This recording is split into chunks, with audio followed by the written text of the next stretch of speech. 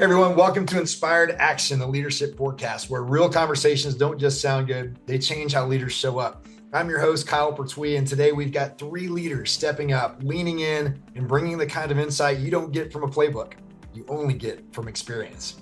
So whether you're leading a team, building a culture, or just trying to show up better than you did yesterday, you're in the right place. Let's get started.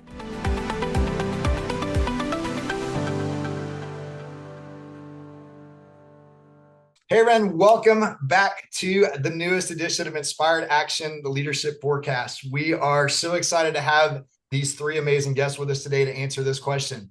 What makes people feel truly seen, heard, and valued by a leader? We're going to have some interesting take and broad perspective on this question. I just know it. But the first thing I want to jump into is I think it's important to remember that people don't just experience what we say, right? They experience how we show up before, during, and after those conversations. They feel our energy, they feel our pace, they read our tone. They notice whether we're present or just kind of there, right?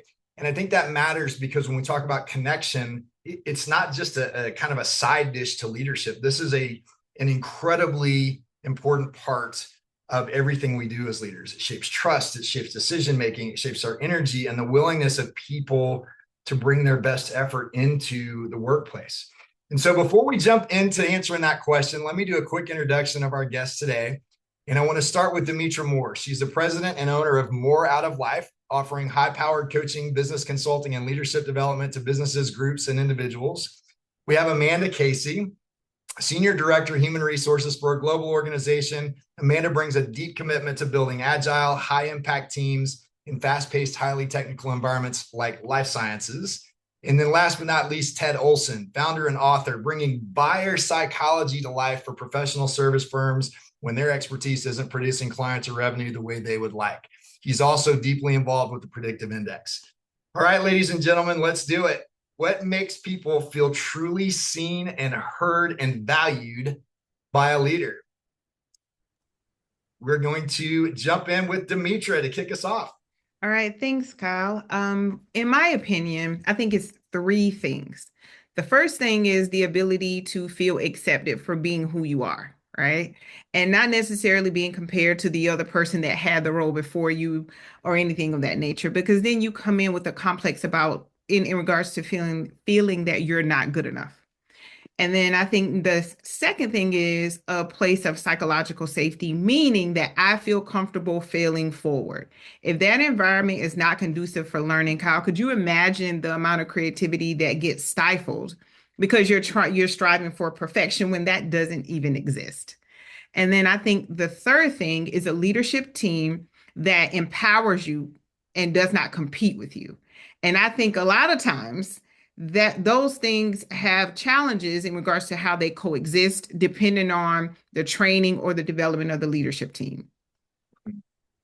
Yeah, such good insight. I love the piece around acceptance. Of course, that's all what we're all looking for, right? Right. Amanda, what would you add to that? That was kind of a loaded response. What would you add on top of that? Yeah, I've been thinking about this a lot lately, and I would describe it in two words, and that's thoughtful intention. So, Ooh, as leaders, how are we acting with purpose over unthoughtful response? Are we, daily just going through the motions, getting caught up in, the meetings and the schedule instead of really showing up and leading, and then also expecting the same of our teams? So thinking about, being seen, heard, and valued, right? I think there's a lot of ways that can manifest itself daily, but I think there's a lot of intention in that space as leaders, and then also setting that example for our teams and how that can even revolutionize something as simple as a one-on-one, for example.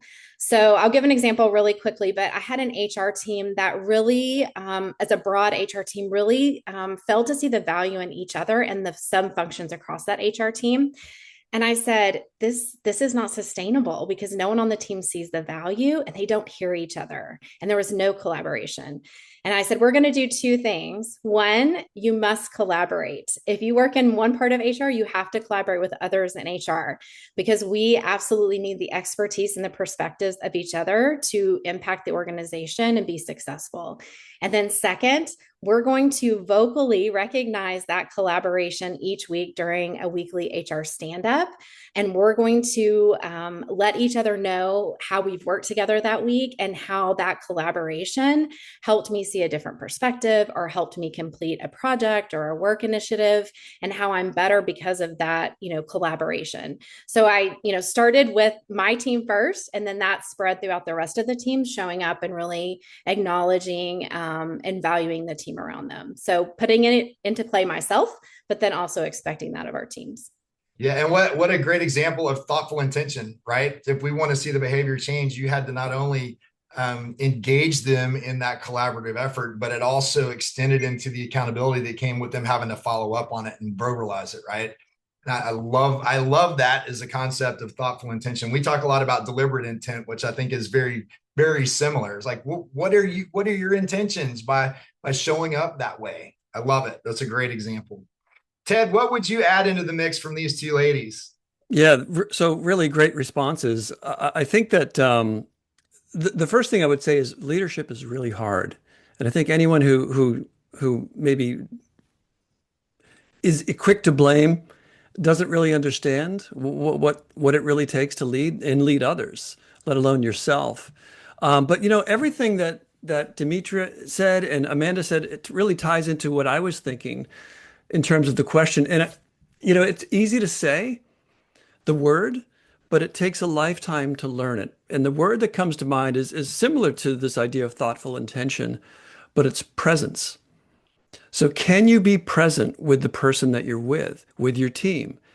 And as a leader, and I've fallen short so many times myself, where I'm anxious about something. I'm worried about something. Something's going on at home. Something's going on at work. What's coming around the corner? How is AI going to impact everything, right? Are we hitting the number, right?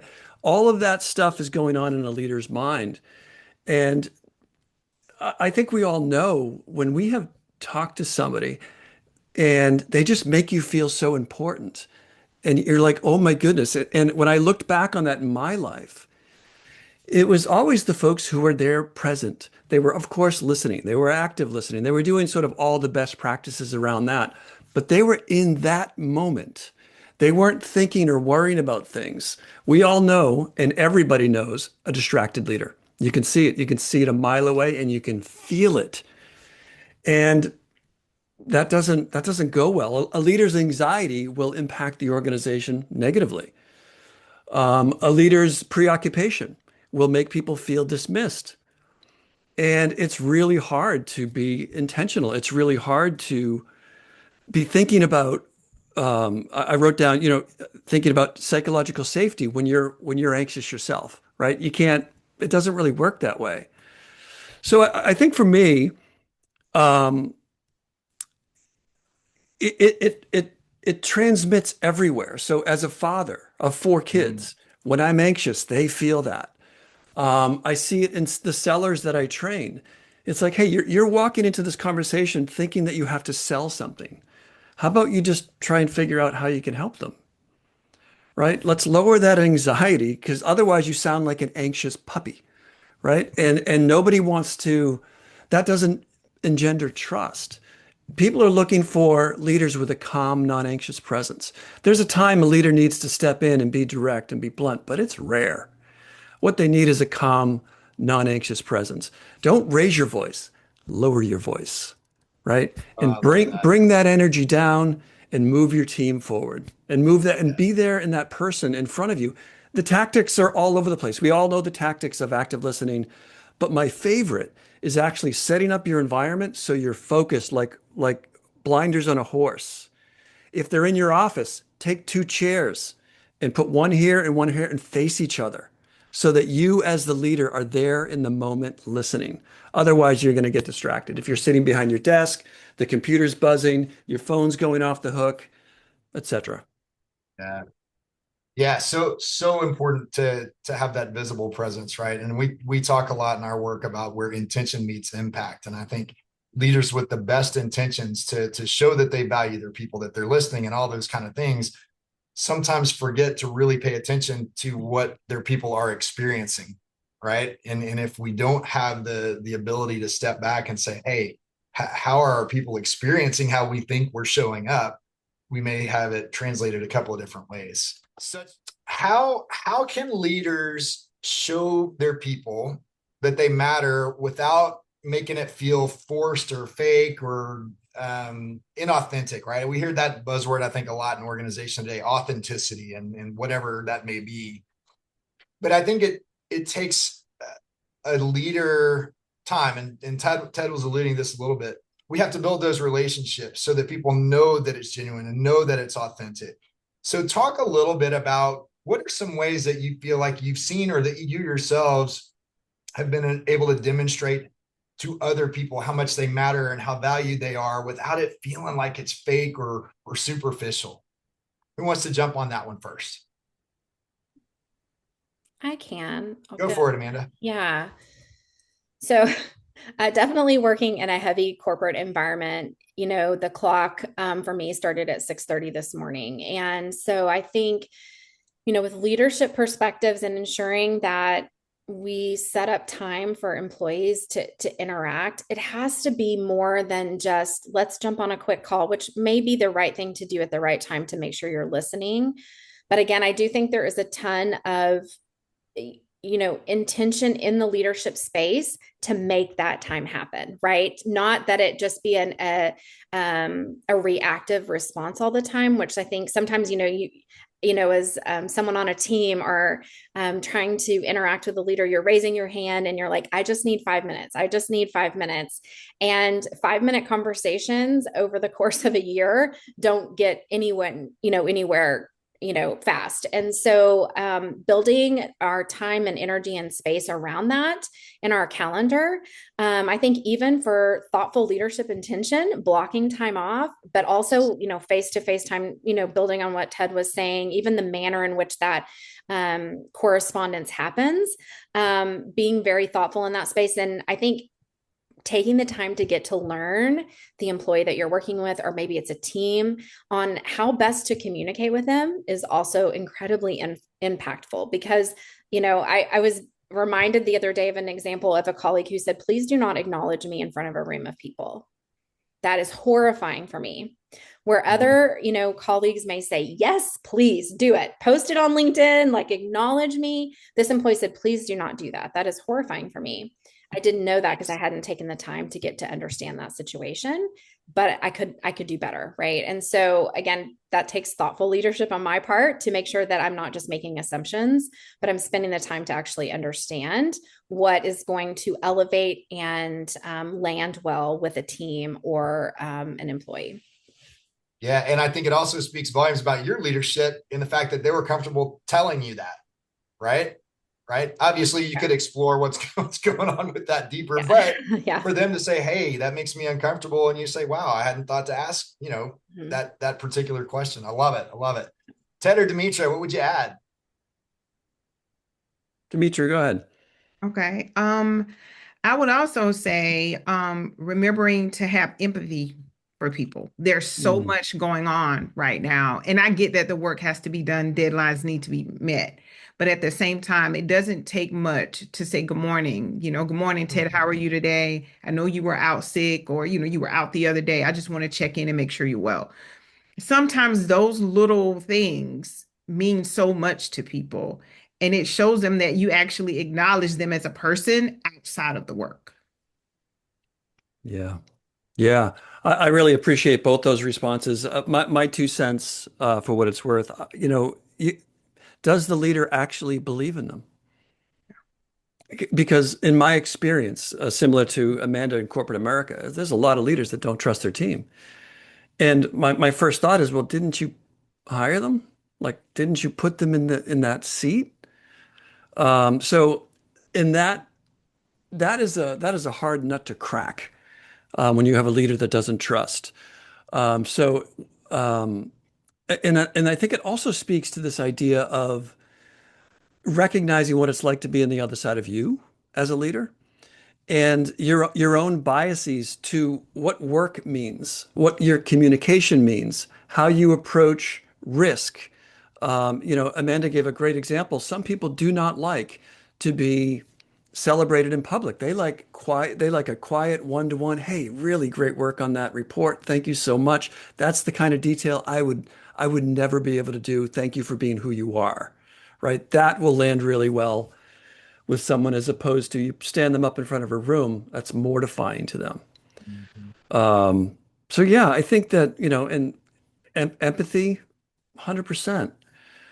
What's it like to be on the other side of you? Are leaders even asking that question? You say you have an open door, but does anyone want to go through it? Right. Right? So that's how you know. I love that. You say you have an open door, but will anybody enter? Well, let me throw this in there real quick as we start to wind things down, and I think this will be some good insight for our audience. But what would each of you say if there was one habit every leader could practice this week to help their people feel more seen, heard, and valued? What is the golden nugget that you would offer to our listeners today? I'll jump in with one, gratitude.